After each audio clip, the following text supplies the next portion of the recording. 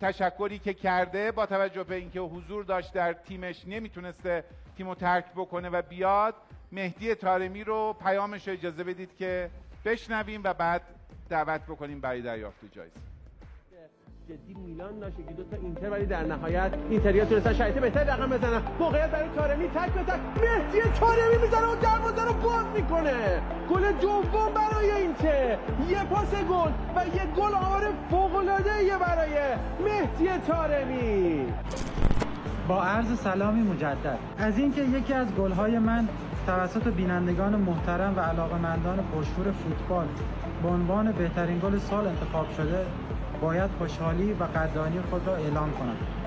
خوشبختانه در عرصه باشگاهی تیم ما با ترکیبی از بهترین بازیکنان جهان و با کادر فنی فوق‌العاده‌ای که داریم همدل و متحد برای بردن همه جام‌های داخلی و بین‌المللی با موفقیت کامل پیش می‌رود. هیچ جامی را نمی‌خوایم از دست بدهیم. من هم برای به ثمر رساندن گل‌های بیشتر و زیباتر و برای سربلندی ورزش کشورم لحظه شماری می‌کنم. دعای خیر و انرژی مثبت شما بهترین پشتیبان من است. دوستدار شما، مهدی طارمی، فرزند ایران. ممنونم. به افتخار تمام بازیکنان ملی پوشمون که بله بفرمایید دوستان، اجازه بدید در این بخش دعوت بکنیم از رئیس محترم فدراسیون فوتبال جناب آقای مهدی تاج که برای دریافت جایزه مردمی مهدی طارمی تشریف بیارن.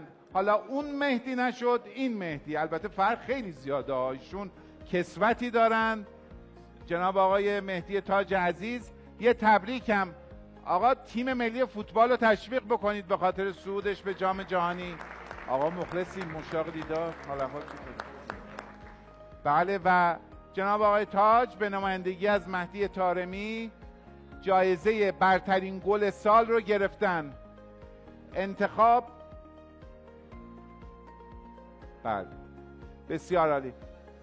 جناب آقای تاج عزیز رو هم حالا به رسم کسوت ایشون هم جزو شیخ الرؤسای فدراسیون ها میتونن باشه. آقای تاج اگر مطلبی هست بفرمایید، اگر نه که بسیار عالی، پس بفرمایید.